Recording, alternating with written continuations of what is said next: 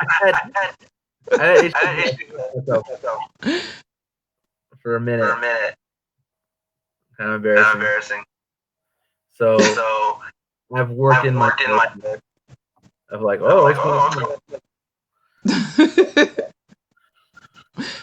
okay, so if we're live, let's start.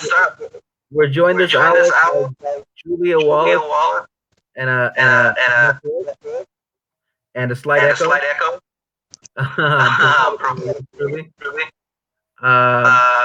let's just get into it. More of Julia.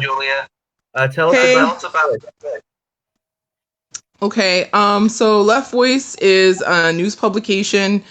We're mainly online, but we also have quarterly magazines. We're revolutionary socialists, and we're internationalists. We really try to represent the struggles of the working class, written by people who are involved in worker struggles and struggles of oppressed people. And we also see ourselves as working class theoreticians, that we can analyze society and write about it, from local struggles to international struggles. And we have, I don't know, sister organization is gendering, but like sibling organizations internationally, in 11 different countries, and we write in 7 different languages. So we're also able to transcribe or put forward other ideas from other revolutionaries and working class militants in other countries. So for those less familiar, what you mean by working class theoreticians? I'm sorry, what? I know. For those who are less familiar, can you explain working class theoretician? Oh, yeah, sure. So I think a lot of times as like working class people, oppressed people, we're told that we're not smart enough, leave it to the experts, and kind of told to shy away from political theory. But I think, especially with Marxism, even though sometimes it's difficult, capital can be difficult, I suggest people read the Grundrisse. I feel like it's easier to understand. But that's okay. But that we should be theorizing about life, about what's happening to us, what's happening to other workers, like what's happening with the economy, that we are people who need to understand the workings of the capitalist economy to really understand our exploitation, and the best way to strategically fight our exploitation and defeat this oppressive exploitative system. So that's what I think. Like, you know, I'm a regular person. We're regular people, and like we're the ones that need to really understand society so that we can take the reins of society internationally and democratically.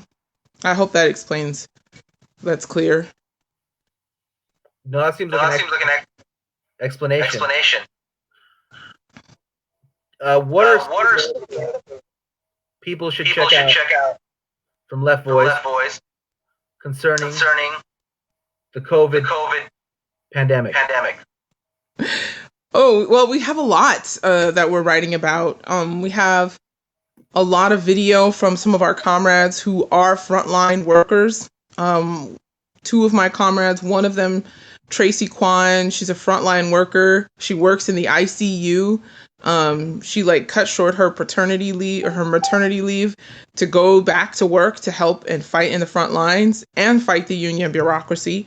And we have another comrade, Mike Papas, who's a doctor, family medicine, who's also working with COVID-19 folks. And they've been organizing protests for the past several weeks in front of these hospitals, demanding safety precautions for healthcare workers and for patients. And some of their coworkers have passed away. I mean, it's really serious, and they're in the heart of it in New York City. So that's some things. Myself and other comrades have been writing about the racist elements that have played out with the COVID-19 crisis. So Black people disproportionately dying and become positive for COVID-19, as well as the increase in violent attacks against Black people, African people, and against Asian people. So there's an article that I wrote called Masking Up While Black. Basically, the same issues we have in society are coming out with this crisis. So do you wear a mask and get followed around and treated as even more like you're stealing, even though you come from a stolen people? Like that. And also, if you don't wear it, the state will rain down on you, like LAPD did that little girl's birthday party in South Central. They didn't do that to those haranguing, wilding white people who are protesting to be able to go outside again. They weren't treated like that. So really pointing out the racist dynamics, the incarceration system, the murder of immigrants, people in cages, not getting medical treatment. I mean, we really need to be talking about this at all angles that it's happening to us. And we really need to be very strategic and scientific about studying what's going on here and how is that related to the economy. And the politics that are happening. Once again, two capitalists. One is a capitalist and one is a toady for the capitalists. And they're running and forming our own political organizations that represent us. So there's a lot of stuff that we write about on Left Voice. Just like go on, search COVID-19 or coronavirus.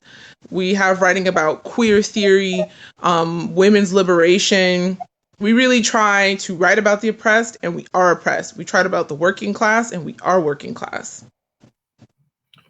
And you're following below. I saw a video of you out in LA covering Skid Row.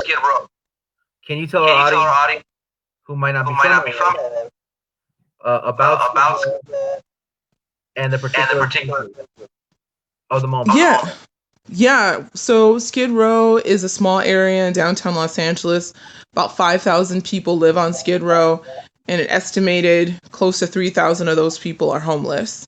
So really what it is, it used to be a lumber yard, but now really it's synonymous to some of the most impoverished parts of the United States and absolutely of California. So people sleeping in the streets, sleeping in tents. They took down a lot of the public restrooms. And so human waste, used and discarded needles, people on the streets, people in various levels of symptomatic mental health disorders.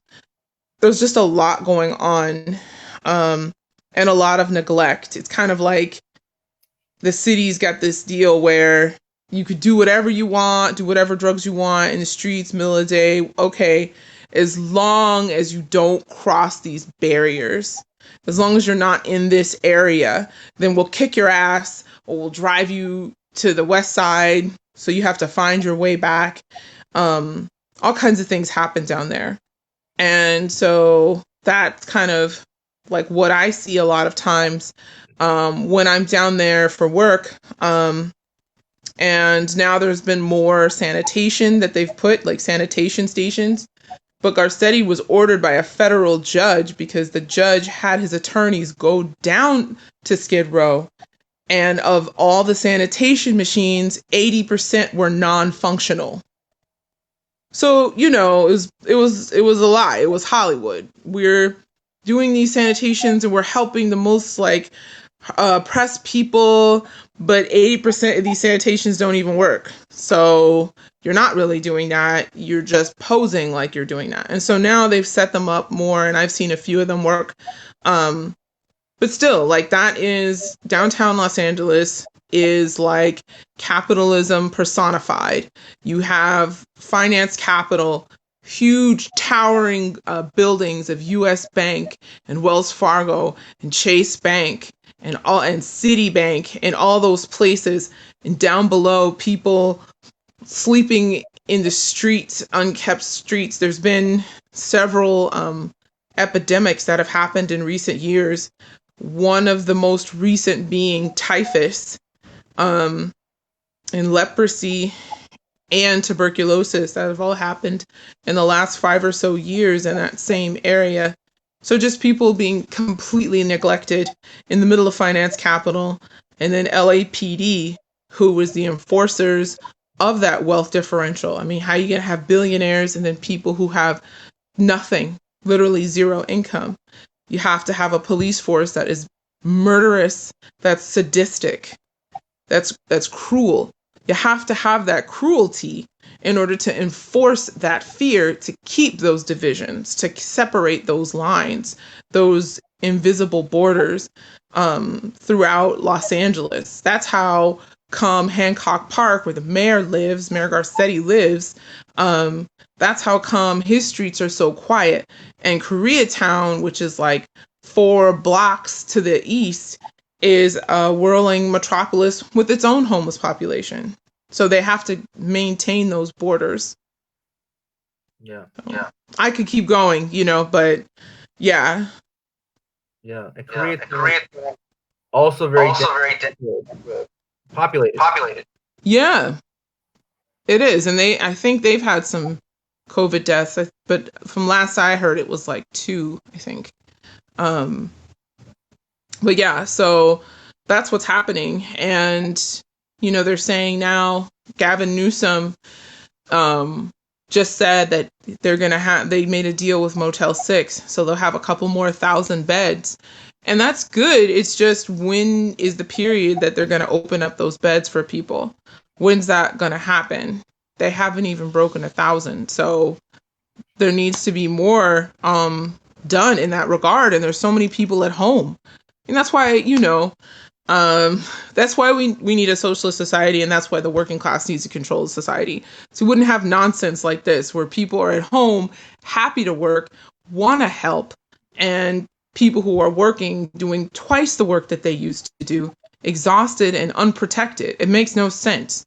So, we workers should be controlling this situation, because then you could have more people who would want to work that could help people get housed. And when they got housed, they wouldn't have to worry about not being able to go back. I mean, part of me wonders about Skid Row, just kind of circling back on that, if it's going to be like Katrina, where you house people for 90 days, then where are they going to go? I wouldn't be surprised if they want to gentrify more downtown, and that's been stopping them. I wouldn't be surprised if they got people away, quarantine them in some way, and then after quarantining them, like kicking them out of where they live. I don't know. So I'm not saying I have any proof of that. I just people have been displaced that way. People in Katrina were displaced that way. So it wouldn't surprise me if something like that happened again. I think Motel 6 has a history of calling ICE on people staying there. So people might be scared to stay there. Yeah. Good point, Matt Cedillo. Motel 6 been snitching to the ICE and the cops for a long time. They got sued because they were snitching to the cops about people's immigration status. So yeah, absolutely. I bet there's been a lot of setups at Motel 6s all throughout the state. So I wouldn't be surprised at all. I think, so from what I understand, there's been a lot of more lax in terms of people's behavior. Like, people could, do hard drugs potentially, as long as they stay quarantined. But, some people really need psych. Some people need psych, and they don't have it there either. They don't have the capability there either. So how are those people going to be taken care of? Yeah. So I'm aware that I don't know what to do. So thank you for the comment. I would in this time period, we see the U.S. military ramping up against Venezuela. We see strengthening of sanctions against Iran and Nicaragua.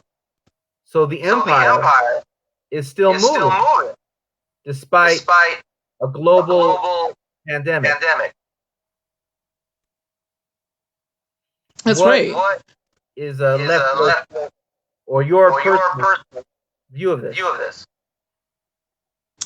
So, U.S. imperialism never sleeps. They never stop, and they use every advantage to attack semi-colonial countries and countries that politically have challenged the U.S. empire. And so they're doing that with Iran. They're doing that with Venezuela. They continue to do it with Cuba and Nicaragua, as you mentioned. And it's really a way to kill the people. It's a way to murder them, and also to force people, these semi-colonial countries where their resources have been stolen and robbed by the U.S. and Western European imperialism. They're using this also to say, well, you still have to pay us. You still have to pay us. We stole your shit, and you still have to pay us. And so that's what it is. And I think as people that live in the United States, it is really our duty as revolutionaries to denounce U.S. imperialism in the strongest of terms, and that they need to get out of those countries and end the sanctions and stop bullying other countries to observe the sanctions. And U.S. imperialism is an enemy of the entire working class, including the U.S. working class. And so we really, and Left Voice takes a position that we oppose all U.S. sanctions. And that isn't the same thing as supporting the governments of those countries. And I think that the other aspect of it is, in other countries that the U.S. opposes, they still have incredibly draconian measures against political dissidents. And I think it's really important for us to look at the movements that are on the ground and support those movements, because a government declares itself socialist. In my opinion, and particularly about Venezuela, I wouldn't say that that's a socialist government. It's a capitalist government. But even though, and that's the other thing about the US, is because even though they're not opposing private property, just by opposing the United States' total hegemony over their resources, particularly oil, the United States is willing to attempt coups, to assassinate people, and to plot assassinations. So, and in Iran, they have been murdering women who have refused to wear the hijab. There are political prisoners who have been arrested because they're trade unionists. Like that, we don't support that, but we have to oppose U.S. imperialism and do those things simultaneously. So, so in the United States, we see that it's the richest country. We are completely unable to properly respond to a why are there such shortage of these vital, life-saving technology stuff? So, I mean, U.S. imperialism, its perspective is to defend profit in the United States, profit in the rest of the world, for itself. And so they're not producing things that would be helpful for humanity. They're producing things that are helpful for their profit, or to stop losing profit. And so that means they didn't even have the infrastructure to be able to take care of people, because the public health system and the healthcare system in the United States is atrocious because it's privatized. And so they don't even have the ability to take care of those people from the neglect that's happened. And that's partly why Black and brown people are dying at higher levels than other groups, because of the neglect in the healthcare system, in particular working class people who are by and large Black and Latino and Indigenous. So no, they don't have that, and they don't want it. GM wants to make cars. They don't want to make ventilators, and that's why workers need to be controlling society. I'm saying it a bunch of times because I know, with perspective of socialism that's been discussed and it's been introduced to a lot of people, and I'm glad for that. But like, I don't want to just live better, and especially with the Sanders campaign, living better, and at the same time, him supporting imperialism and the occupation of Palestine. Like, that's not what socialism is. Like, it's actually us, working class people, the poorest people, the ones who are told we're not shit, the ones who are put down and told we don't matter, we're not important. Us working class people are the ones that need to be controlling society, because we'd be making different choices. We wouldn't destroy the milk because it's not profitable, as these dairy companies are doing. They're just pouring it down the drain. We would give it away. We would make sure everybody ate. People living would be the priority. So no, the GM workers went on strike, or they did the work stoppage, because they wanted to make ventilators. Our comrades, who are socialists in Argentina, they had a print press that's democratically controlled by the workers there, and they decided to make hand sanitizer instead of printing materials. That's the thing. Workers controlling society, that means everybody eats. So no, they don't make the ventilators. They're not even trying to do that. They're trying to say it's fine to go back to work, because they're hoping to jumpstart the economy so people will spend their money. And the fact that people are going to die because of that, and at every single state that they didn't have stay-at-home orders, their numbers have skyrocketed 200% in the case of South Dakota. It's ridiculous. So, no. Capitalism's going to capitalism. Yeah. So today we see a lot of these right-wing protests to get back to work. How do we educate people to not view working for capital as being synonymous with freedom?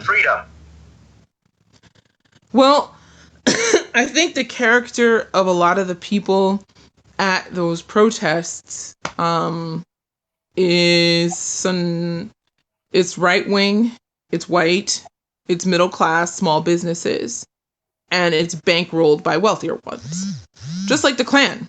So the Klan was like that, and they are at the behest of Donald Trump. And to me, there's a lot of fascistic elements within those protests. So I'm not really. Those people, I'm not focusing on convincing. I'm with the nurses that stood them down in Colorado. That's my feeling about it. So, yeah. But the other people who are like, well, I want to go back to work. I need to make money. I mean, that's legit, right? You need to survive. But that's why we need to be demanding that there be no firings, no layoffs, that people get the money and more. I mean, it's like, how is it that you have a society with people making billions of dollars, billions of dollars, one individual having that, and people sleeping on the streets? It's absurd. It's absurd. And the fact that it's been like this for a long time doesn't make it any less absurd. And so the question is only, when are we going to stop tolerating this absurdity, organizing for ourselves politically, like I said, as a class and as oppressed people, and just eliminating this ridiculous system and really running society for ourselves. So it's kind of really like we are the ones that have to decide when that's going to happen. Do you see the seeds of a general strike in the current movement for a rent strike? Yeah, I mean, it's clear people are discussing it. And in April, I think a third of people in the US couldn't pay all of their rent. Like, the thing is it may not even be, because a strike is political. It isn't just not paying your rent. It's a political statement about withholding it.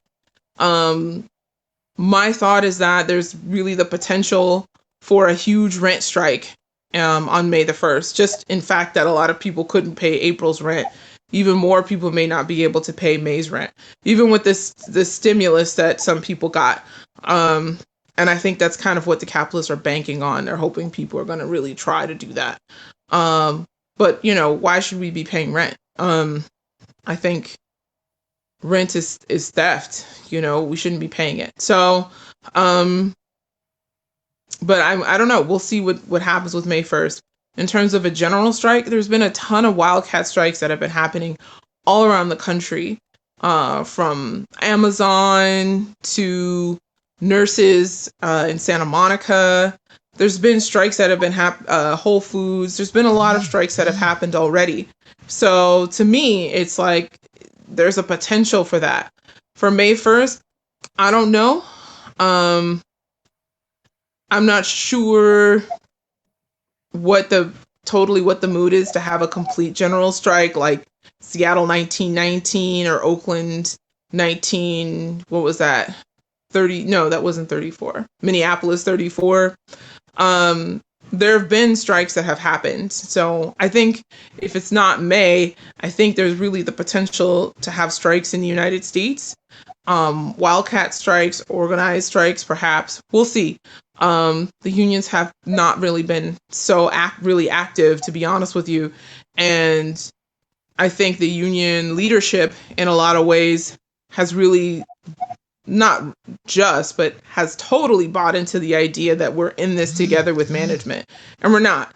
Management is making people work in unsafe conditions.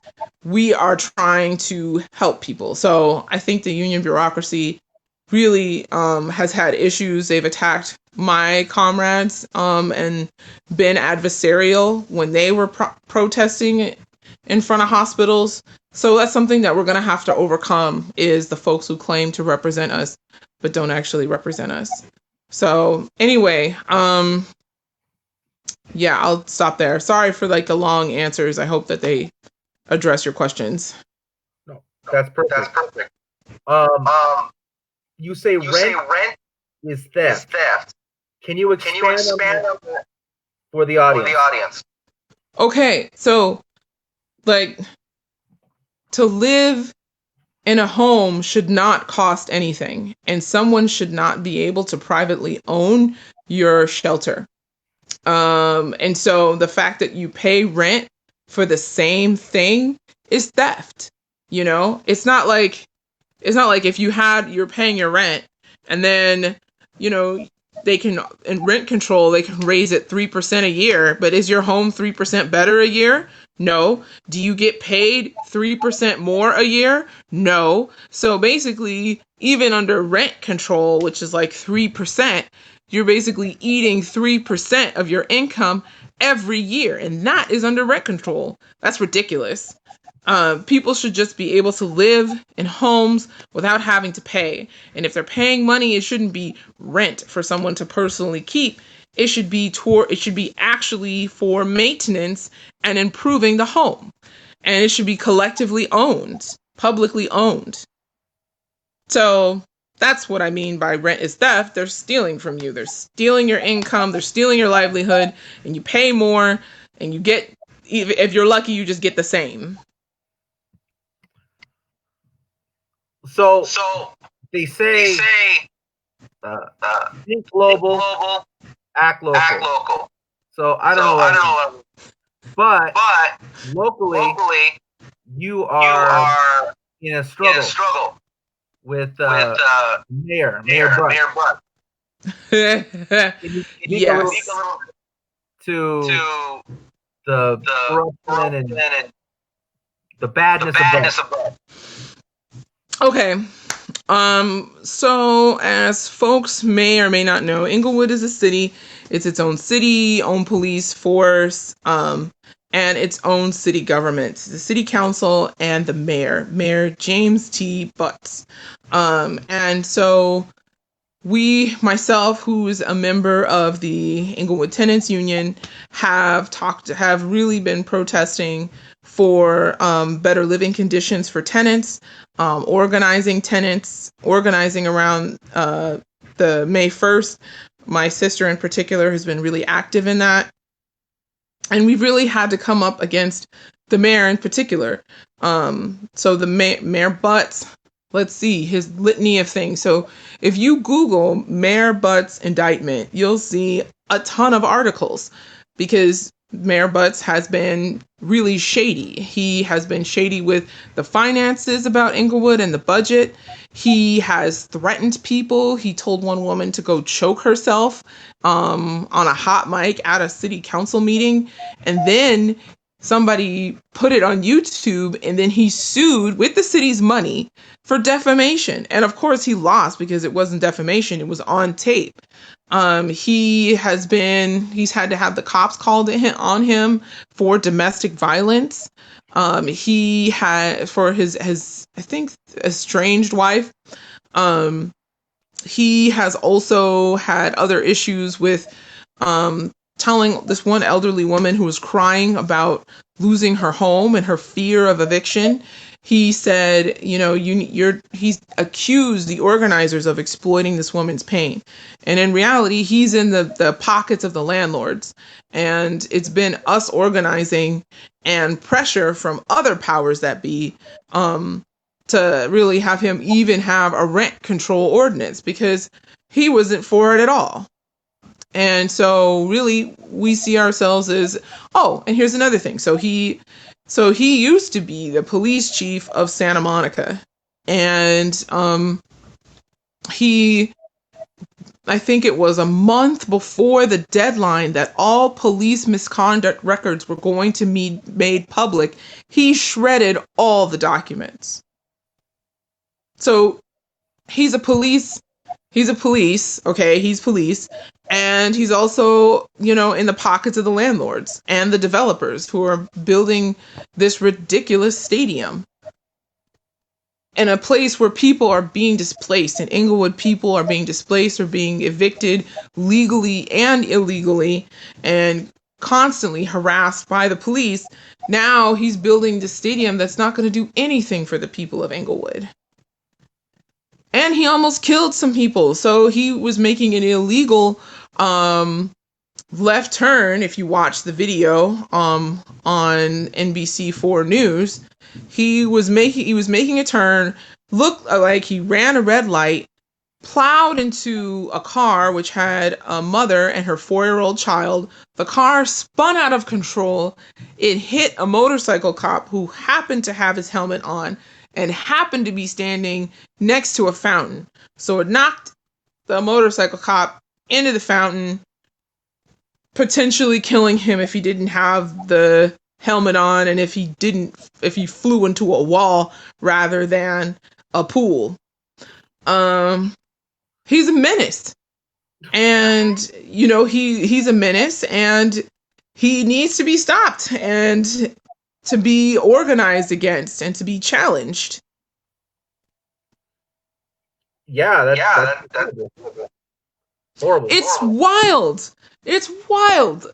The other one of the main accountants, she was fired. She sued them for retaliation, and now they're settling out of court. His former assistant, who was making 6 figures, close to $400,000 a year, she's suing him for sexual harassment.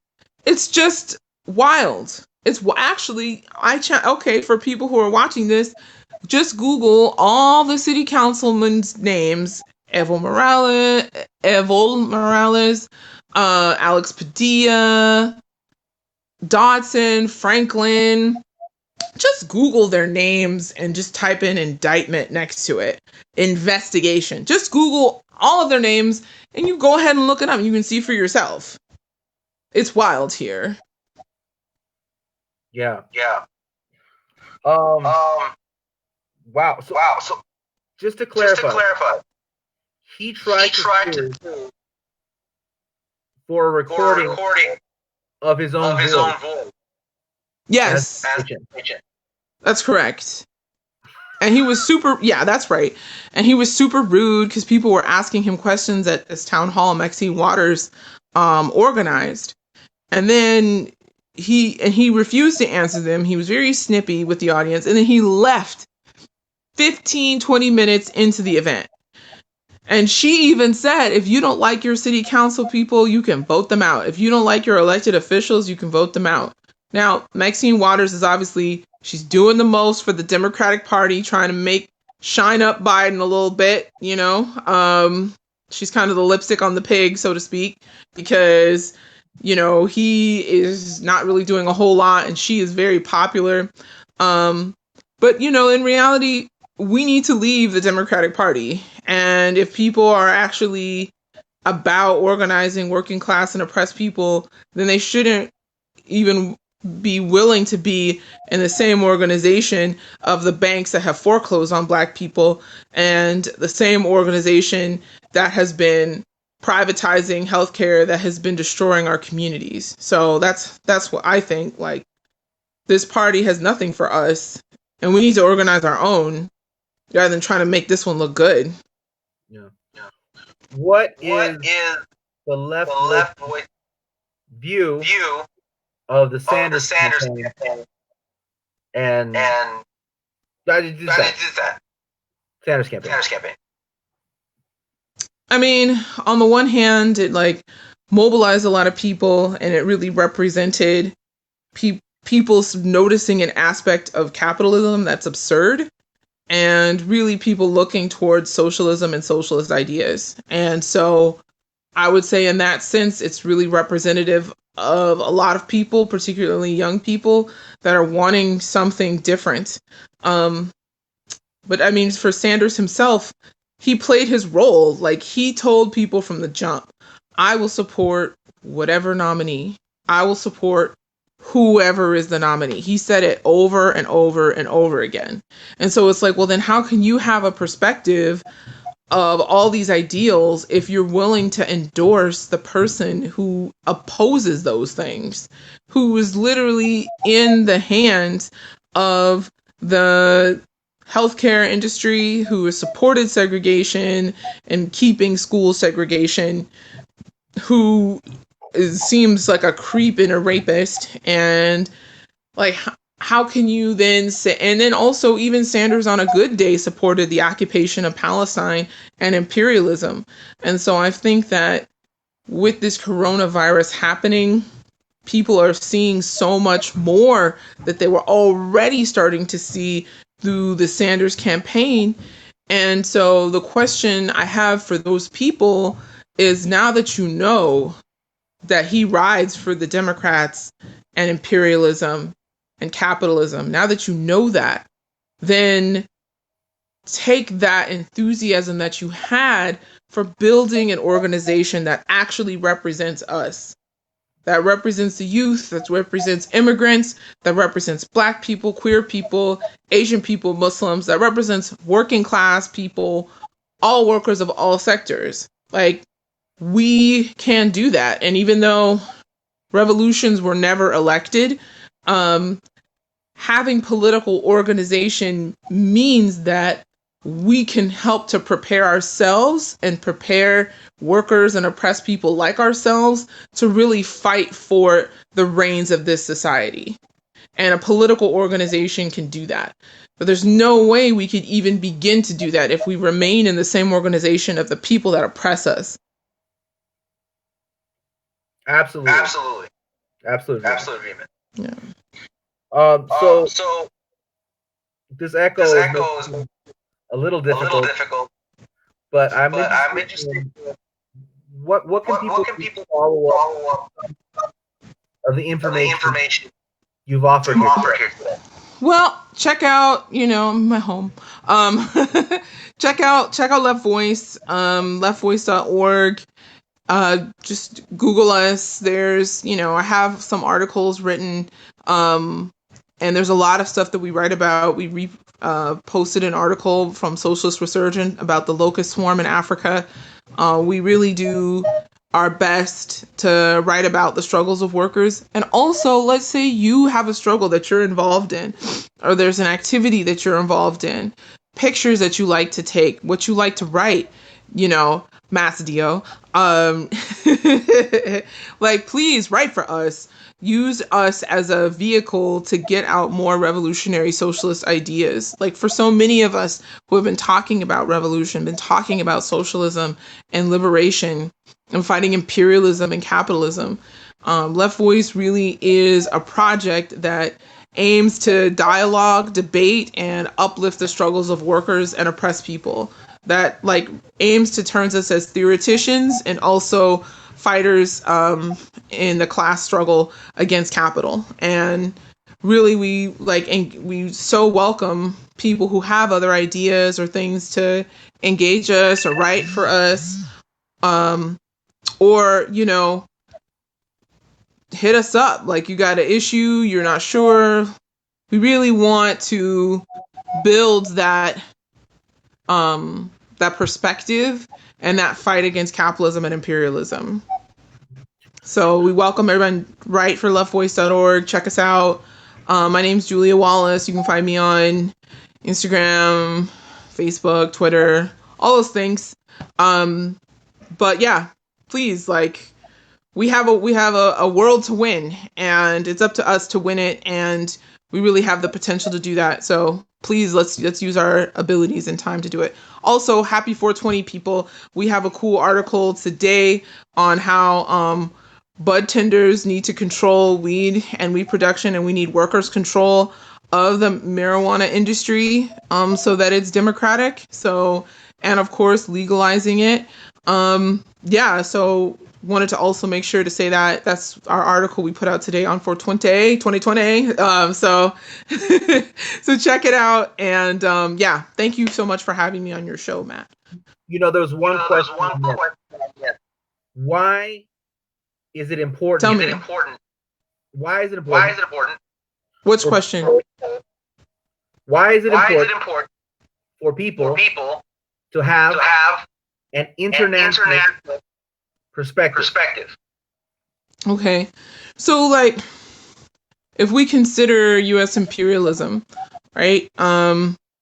What's happened is in a lot of countries, like in Chile, for example, those workers and young people really try to epitomize the Sanders campaign. If Sanders wasn't a tool of U.S. imperialism, maybe he'd have more of a campaign like that, where you had workers taking over factories, you had strikes, you had all these things, and then you had Allende, right?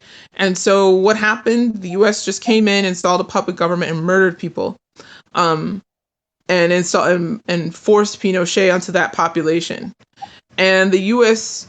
imperialism, Western European imperialism, Canadian imperialism, those are all governments that are willing to do that. And so we, as people who live where the fingers are on the trigger of U.S. imperialism, need to break those fingers off and stop them.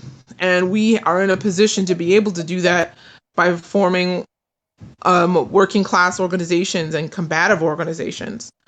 But furthermore, we each countries and places can learn from each other about each other's struggles, what worked for them.